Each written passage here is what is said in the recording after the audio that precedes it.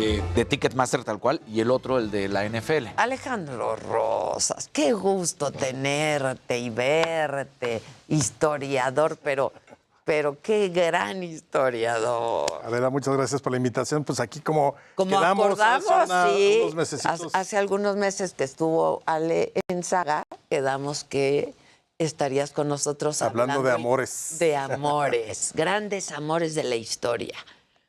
Mira, yo lo que te puedo decir es que hoy tendríamos que celebrar más bien la entrada de Madero a territorio nacional para ponerse al frente de la revolución, como lo hizo un 14 de febrero de 1911, en vez de San Valentín. Pero bueno, okay, como el amor mueve todo. Sí. Es que fue por amor a la patria. Exacto, exacto. Fíjate que yo hace algunos años, de hecho ya hace 10, publiqué un libro que se llama 99 Pasiones en la Historia de México. No es nada de ficción, todo es divulgación, consultando cartas de personajes, memorias y demás. Y lo que te das cuenta luego de entrarle a todos los periodos de la historia es que seguimos amando igual, te siguen partiendo el corazón igual que en el siglo XIII, que en el XII, que en el XVII. Sí. Lo único que cambia es el escenario en la escena del amor, como dice Mijares. No, lo que cambia es el instrumento, ¿no? Se les dijo. El instrumento. Es decir, por ejemplo, una carta en el siglo XIX hoy ahora es el un tweet o un WhatsApp. Una cosa así. Pero a todo mundo de los personajes que yo consulté, en todo momento ves lo mismo. Por ejemplo, ahí te va. Hay un capítulo que le llamo No eres tú, soy yo. Sí. Bueno, ese es Madero. Madero tiene más o menos como 18, 19 años y conoce a Sara Pérez, que sería luego su esposa, y se hacen novios. Entonces, pues, obviamente Madero era el primogénito de una de las familias más ricas del país. O sea, es el junior de la época y dice, no tenía casa en Houston, pero sí tenía muchas propiedades como hijo heredero de la fortuna de los Madero. Entonces, ¿qué hace? Bueno, pues dice, ¿para qué quiero novia? Entonces va con Sara y le dice, oye, Sara, pues, no eres tú, soy yo, necesito tiempo, estoy confundido. Y la corta. Ándale. Un espacio. Necesita un espacio. Eso, sí. Eso lo hizo. La corta, le rompe el corazón. ¿A través de una misiva? Sí. Okay. Así tal cual. Pero además, básicamente dice eso. La corta y entonces ya le da vuelo a la hilacha, todo eso. Y luego se da cuenta de, híjole, ¿sabes qué? Es que sí la quiero. Si eres el amor de mi vida. 2 años le rogó. 2 años por carta, Madero, por favor, regresa conmigo. Ya me di cuenta que si eres tú la indicada. Y finalmente Sara lo acepta. Ok, pero entonces, 2 años le tomó. 2 años. Pero fíjate que también en aquellos tiempos era muy fácil, pues sí, te voy a querer hasta el final de los tiempos. Pero el final de los tiempos eran 10 años. Es que sí, claro. Los 40 ya eran ancianos. Era más fácil el amor eterno. Pati Díaz, hoy cumple 49 años de casada. No me digas. Una de nuestras televidentes. Mis papás el 24, 55 años. No manches. Sí, antes se pasa, ¿no? Es puritita matemática. Porque antes claro, te mira, morías. Maximiliano y Carlota duraron 10 años de casado porque a él lo fusilan. Ok. Madero, 10 años de casado porque lo asesinan. Miguel Miramón, el general conservador, 10 años de casado porque él también lo fusilan en 67. Okay. Y si no te llevaba a la muerte, digamos, los ejércitos y las batallas, alguna... natural. Sí. Y las epidemias del siglo XIX y todo. Hay una historia muy bonita, la de Porfirio Díaz, que además es una historia... Su primera esposa para mí es el amor de la vida de él. Okay. Es Delfina Ortega. Pero resulta que Delfina es su sobrina en primer grado. Es la hermana, perdón, la hija de su hermana. De su hermana Manuela. Ok. Entonces se casan en 1867, pero para pedirle matrimonio, Porfirio Díaz, siempre marcial, le escribe una carta donde le dice, a ver, Delfina, te escribo por una cosa muy importante. O te casas conmigo o te adopto como hija. ¡Ay! ¡Ay, Dios mío! ¿Qué clase de Woody Allen fue? Bueno, ¿Y le llevaba muchos años? Sí, yo creo que le ha de haber llevado unos 15 más o menos. Okay. No es tanto, pero no tanto como a la segunda esposa. Cuando enviuda, o bueno, déjame terminar la de Delfina. Sí, a ver. Entonces, pues obviamente Delfina dice, no, imagínate, si lo tengo de papá, no me va a dejar salir con nadie. Y si estaban enamorados, sí, yo creo que sí se enamoraron muy bien. Ok. Perdieron como 4 o 5 hijos antes de poder tener 2, que es Porfirio Díaz, hijo, que es el que le da nombre a la calle Porfirio Díaz que está enfrente del Parque Hundido. Todo el mundo cree que esa calle es para el general No, no. es coronel Porfirio Díaz, es para el hijo de Porfirio Díaz, que era ingeniero, pero bueno.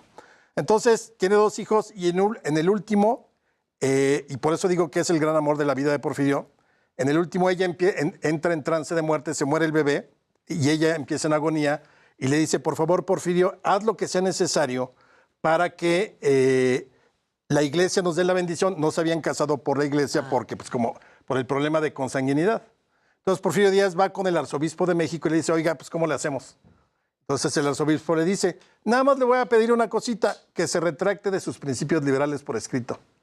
Entonces, Porfirio Díaz dice, va, y pone, yo, Porfirio Díaz, siempre he sido católico, apostólico, nunca tuve un bien de la iglesia, nunca la ataqué y renuncio a mis principios liberales porque realmente nunca estaban en pleito con la iglesia. Ok. Y entonces ya le da la bendición y ese día era 8 de noviembre o 7 de abril, me parece, 7 de abril de 1880, fallece ella. Bueno, como dicen que el dolor del viudo es agudo pero breve, al año siguiente... muy breve. Sí es cierto, agudo, pero Y Al de año la viuda siguiente, también. Al año, claro. Por ahí también dicen que cualquier mujer merece cuando menos unos años de viudez, ¿no? Claro, claro. Pero bueno, el hecho es que al año siguiente se casa y ahí sí, Porfirio Díaz tiene 51 y Carmelita, la que todo el mundo conocemos como Doña Carmelita, tenía 17. Ay, Ay, sí. me recuerdo una boda del fin de semana. Sí, claro. Pero fíjate, es un matrimonio que duró toda la vida. O sea, ella estuvo con él hasta, le cerró los ojos a Porfirio Díaz cuando fallece en 1915. O sea, sí hubo una Sí se complicación, querían. pero sí fue también por interés, ¿no? Esa es una historia que te digo, sobre todo esa manera de pedir, o te casas conmigo o eres... Sí, claro. O eres, o te adopto. Te adopto como hija. Hay otra buenísima, que es la de... A ver, en el México bizarro solo puede suceder esto. 1941, el mundo está en guerra y de repente llega a México una actriz alemana que se llama Hilda o Hilde Kruger, que además había sido actriz alemana, había sido amante de Goebbels hasta que Magda Goebbels se enteró y entonces salió corriendo Ok. a Estados Unidos. Fue amante del papá de John F. Kennedy y luego de Jean-Paul Getty, el de la fundación. Sí, Getty. Sí. Entonces, todo el mundo sabía que era alemana y llega a México. ¿Y de quién crees que se hace amante? Del secretario de Gobernación, que es el encargado de la seguridad nacional. No, En ese momento era nada más y nada menos que Miguel Alemán. no. Entonces, profesional ella. 1941, Hilde anda Matajari. con... No, pero de lo que no se podría haber enterado. Ah, no, bueno, y todo el mundo le habían avisado, oye, Secretario de Gobernación. era el asunto del petróleo en ese momento, todavía México no estaba en guerra, entonces incluso él le pone la firma para un departamento, o sea, la tiene como reina aquí en México y es la única alemana, una vez que estalla la guerra, que puede moverse por todo el país sin ningún tipo de problema, porque acuérdense que cuando estalla la Segunda Guerra Mundial... Con un salvoconducto. Exactamente. Exacto. A los alemanes, italianos y japoneses los llevaron a distintos lugares a concentrarlos, no campos de concentración como los que imaginamos en Europa, pero por ejemplo la cárcel de Perote, ahí concentraron japoneses. Ah, ok. Y así en distintos lugares. Bueno, Hilde se salvó. Yo le pongo a ese capítulo La espía que me amó. Claro, les No, bueno. Oye, Felices. ¿y guapa? Guapa y además, fíjate que le dio, ella es la pionera de la desmitificación, tiene un libro sobre la Malinche y los mitos de la historia mexicana. Le encantó, de pronto se enamoró de la cultura mexicana, empezó a estudiar y a ver, ir a las pirámides y además como siempre tenía el carrito, el chofer y todo. Claro, le era muy Facilidades. fácil le dio- transportarse. Le dio vuelo a la hilacha. Exactamente. Tenía camino. Ah, estaba guapa. Qué amor así muy apasionado. A verla. Mira, guapa. Ah, sí, guapa. Era una alemana. Fuera ahí. Claro. Sí, sí, claro. sí. Fíjate que hay otro tipo de frase, la de mejor como amigos, ¿no? Claro. Mira, mejor como amigos, ¿no? Esa se le aplicaron a nuestro presidente Sebastián Lerdo de Tejada. antes de ser Lo presidente. frenzonearon. Él va con Benito Juárez y con la comitiva huyendo por el país durante la intervención francesa y llegan a Chihuahua. Él era el secretario de Gobernación en ese momento, tiene como 40 años y conoce, me parece que el nombre era una jovencita de 17 años que se llama Manuela Revilla. Entonces me imagino que la chavita pues, medio le coquetea, lo saluda muy cordialmente y el típico burro que interpreta mal todo lo de... O sea, le pones carita en el WhatsApp y ya creen que quiere salir, ¿no? Exacto.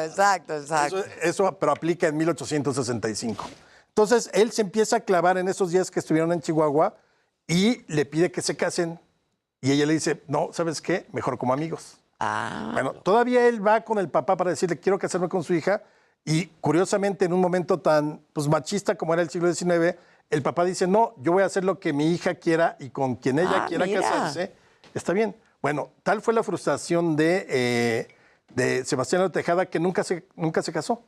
O sea... Después de eso ya no... Es de los pocos presidentes que no tuvieron esposa al llegar a la presidencia. Mira. Sebastián ¿Lo traumó? Tejada, sí, del trauma. Oye, quiero una historia así ardiente, apasionada. Ardiente, apasionada. Bueno, esta es más bien apasionada. A ver.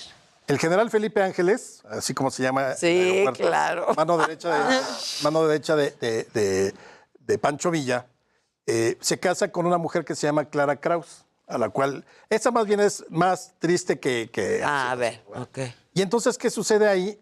Bueno, pues obviamente la revolución los une, los separa, pero ahí tienen hijos y demás. Y finalmente, en 1919, Felipe Ángeles cae preso ante las tropas carrancistas y lo sentencian a muerte. Entonces, él escribe una carta a Clara donde le dice, Clara, pues estos son mis últimos momentos, mis últimas horas de vida, te encargo mucho a mis hijos, edúcalos en el bien de la patria, diles que su padre amó a México, procúralos, cuídalos y yo siempre estaré contigo, te mando un beso ardiente, te deseo y me despido. Entonces es la carta que supuestamente le va a mandar, o más bien le manda unas horas antes de que lo fusilen, pero él no sabe que Clara está agonizando en Nueva York. Y ella, a su vez, sin saber lo que le está pasando a Felipe, le escribe una carta donde le dice, querido esposo mío, Felipe, te mando, estoy en mis últimas horas de vida, por favor, encárgate de nuestros hijos, por favor, haz cargo de que sean personas de bien, correctas como tú, como los hemos educado, haz cargo de ellos. Y la manda la carta. Ninguno de los dos llega a leer la carta. Qué triste historia. Él muere, bueno, él lo fusilan el 26 de noviembre de 1919 y una semana después fallece ella. Ay, no, ya Sin que saber. Wow. lunes de bajón, rosas. Entre Ahora, la alcancía déjame y ver, esto. a ver, una así. Una muy buena. A ver, viene. Sí nos haga felices. Bueno, una ahora sí de pasión, porque además es muy buena. El general Manuel González es el compadre o fue el compadre de Porfirio Díaz. Y se hicieron muy cuates en la guerra contra la intervención del imperio. Y de hecho, Porfirio Díaz lo deja en la presidencia porque es su compadre, ¿no? Ok. Entonces, él gobierna de 1880 a 1884. Durante la guerra contra la intervención pierde un brazo peleando. Entonces dicen, eso es un decir, dicen que la gente que pierde algún miembro por una cosa así, de algún modo compensa para equilibrar el cuerpo. No sé por qué lo dicen, no entré a mayores detalles médicamente, pero el hecho es que, por ejemplo, en el caso de Obregón, cuando pierde el brazo en Celaya, él lo compensó comiendo. Entonces, a los 48 años pesaba 120 kilos, o sea, ya muy avejentado. Pero dicen que Manuel González lo compensó con sexo. Entonces, Manuel decían González. que él durante el tiempo que estuvo en Palacio Nacional mandó construir una puerta. es el típico audio de... Sí, el incidental. Bueno, entonces manda construir una pequeña entrada en el Palacio Nacional donde decían que entraban vírgenes en las noches para pasar con él la noche. Entonces se volvió tan insaciable. De hecho, ese paso se llama el Paso de Venus, así le llamaban. Todo eso está documentado, no es... No es choro. Ahora, me imagino que mucho fue de la campaña de desprestigio que él vivió por otras razones, pero bueno, el hecho es que se conoció como el Paso de Venus. Pero ya era tal su insatisfacción sexual, porque ya su desenfreno era absoluto, que llegó a sus oídos de que las mejores mujeres para el sexo y en las artes amatorias existen en la región rusa de Circasia. Ok, mandó traer una que se conoció aquí en México como la circasiana, porque era de allá, y la tuvo en su hacienda de Chapingo, que hoy es el colegio, creo que de agricultura, ahí en donde está. Y la tuvo durante meses y luego ya desaparece de la historia, no sabemos qué sucedió. Pero lo curioso que podría confirmar la historia es que ahí en la hacienda de Chapingo, ex hacienda de Chapingo, hay una fuente que se llama la Fuente de las Circasianas. Ah, claro, que lo confirma, ¿no? Exactamente. Otra muy buena. Que sea una fuente, pues es como Pues claro, indicativo. también, sí. El primer autoviudo de la historia, ¿quién crees que fue? Ay, Autoviudo. ¿Viudo? Nunca se le comprobó, pero... ¿Que la mató? Sí. ¿Quién? Hernán Cortés. No. Hernán Cortés, después de la conquista, ya cuando cae Tenochtitlán, él se va a Coyoacán, al lugar que llamaba su amada villa, porque le encantaba Coyoacán, y ahí vive un tiempo con doña Marina, hasta que de pronto le cae así de sorpresa a su esposa, a la que había dejado en Cuba, Catalina Juárez se llamaba la esposa, la había dejado en Cuba desde que salió para México, y de pronto le cae. O sea, afortunadamente llega a Veracruz, y como no era de tomar un vuelo, sino... Claro, tarda. Oiga, señor conquistador, viene su esposa. Entonces ya se deshizo de la Malinche, y llega Catalina Juárez. Entonces, dicen que una de las noches, obviamente él como que, ay, pues es que mi esposa, es el mundo nuevo, aquí todo es nuevo, ¿no? Entonces... Qué flojera, mi esposa. Y además Mundo que le nuevo. lleva a Agarra la onda. ¿Quién es esa? Y él, es solo una amiga, es la Malinche, es solo una amiga, mi traductora. Exacto. O sea, imagínate todo lo que pudo haber sucedido ahí. El hecho es que en una noche, después de una cena, ellos dos se meten a la alcoba de ella, aquí en Coyoacán, y entonces, después de varias horas, sale él gritando muy turbado, le pasó algo a Catalina, y la encuentran muerta. Ay, sí le pasó. ¿Algo le pasó? algo la maté.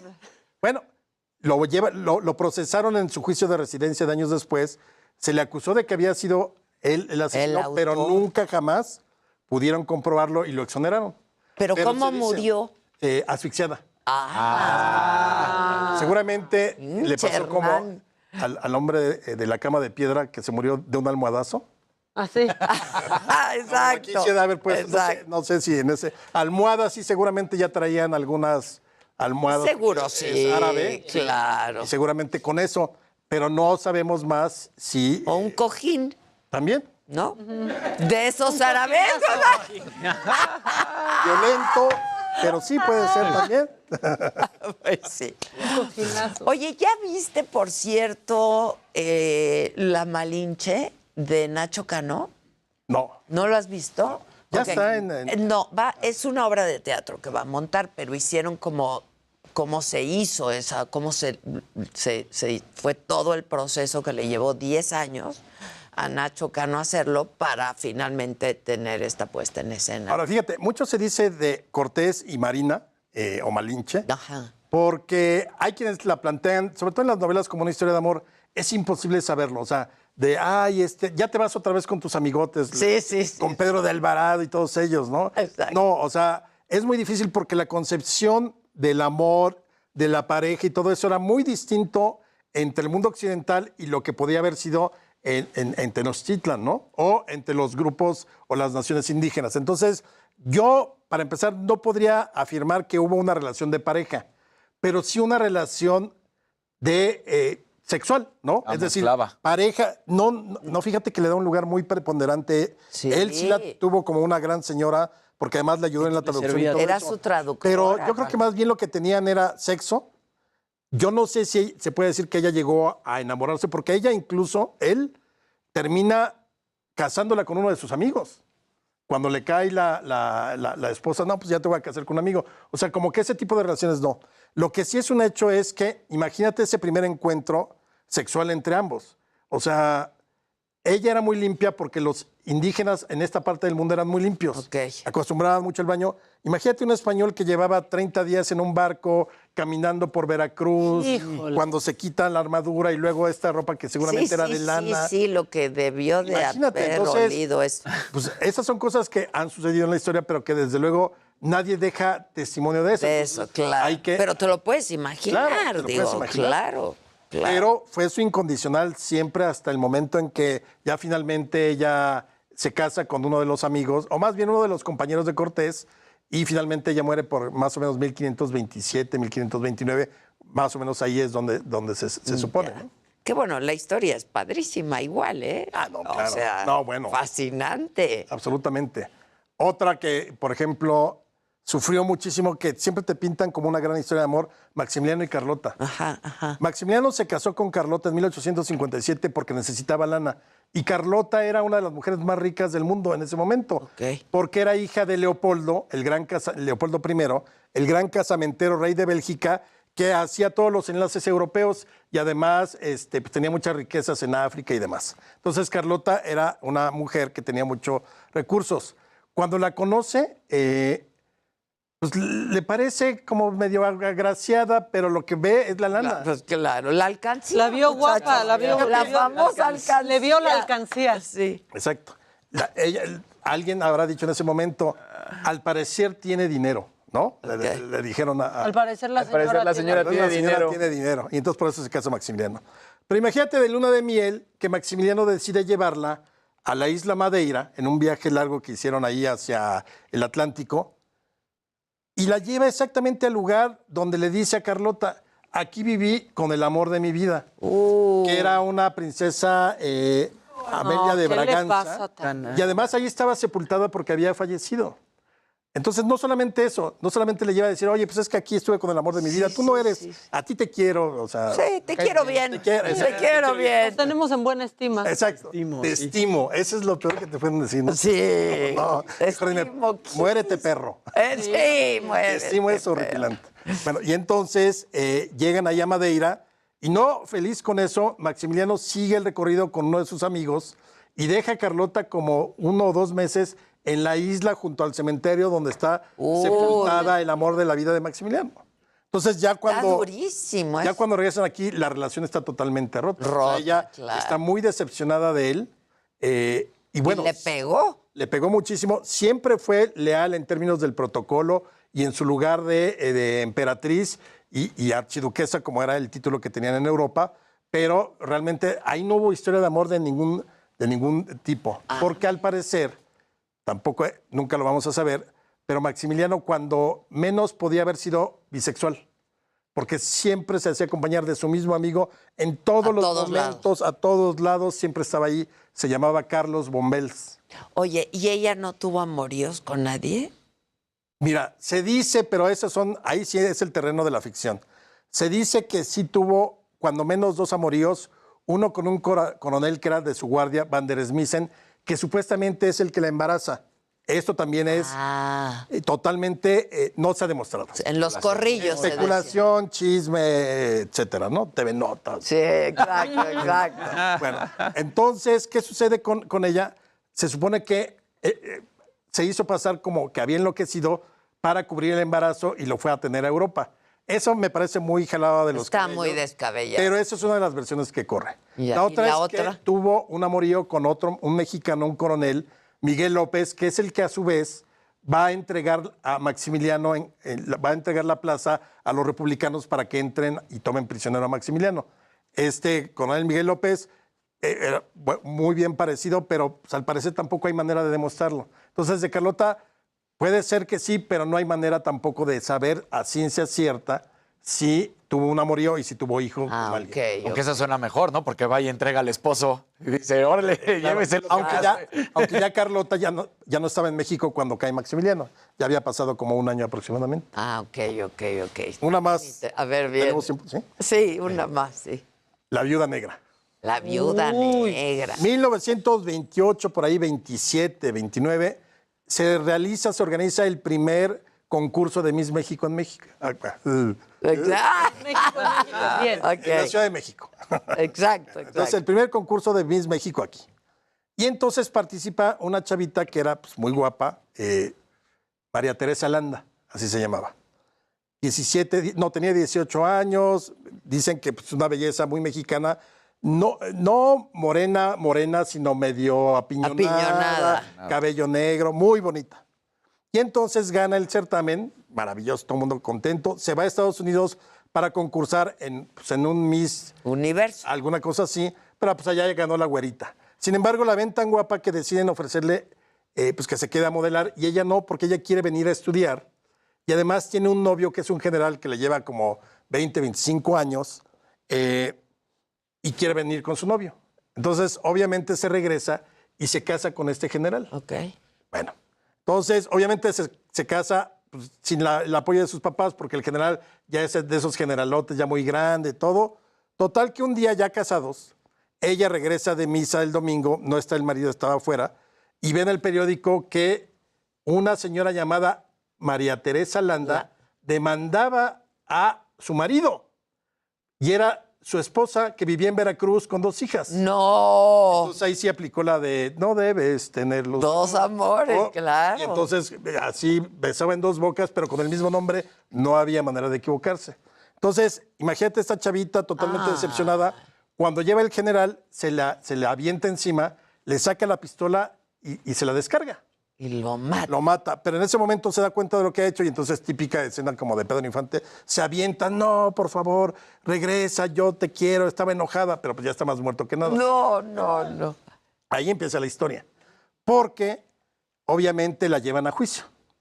Ahí todavía era jurado popular, pero jurado popular de puros hombres. Entonces se hizo todo un espectáculo porque además el abogado que ella contrata era uno de los grandes abogados que había en ese momento, José María Lozano, que además había sido diputado, excelente orador en tiempos de Madero. O sea, tenía todas las credenciales y le recomienda que vaya perfectamente vestida de negro, como toda una viuda. Claro. Pero además, así con un poquito de rubor y quizá ligeramente pintados los labios, iba despampanante al juicio.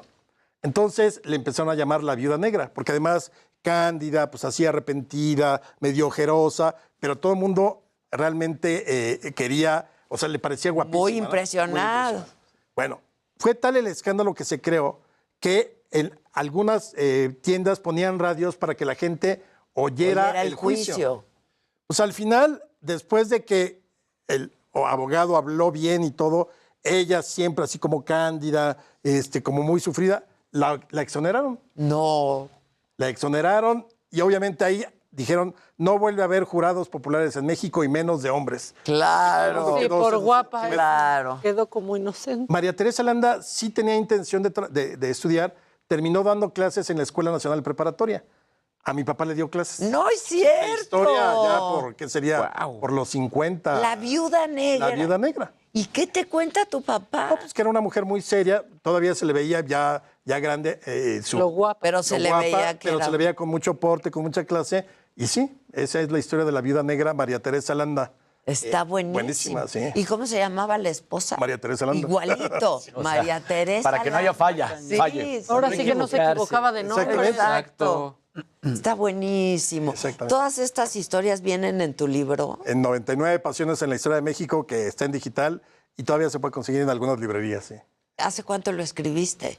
Hace 10 años, fíjate. 10 años. Y el amor sigue puro. Claro, uy, súper puro. Y bueno, y el epígrafe del libro es esta frase de Don Draper de Mad Men que dice, eso que ustedes llaman amor, lo inventamos nosotros para vender medias.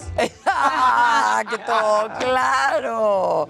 Bueno, pues qué bonito. 99 Pasiones en la historia de en la historia de México. Yo lo quiero, pero lo quiero impreso. Lo voy a yo te lo ¿Sí? llevo. ¿Me lo haces? ¿Cómo te lo- Órale, órale. Alejandro Rosas, muchas Como gracias. siempre, Siempre es un estar con placer, es ustedes. una delicia platicar No, contigo. muchas gracias. Muchas gracias. Así para que celebren el Día del Amor y la Amistad. Volvemos luego de una pausa, no se vayan.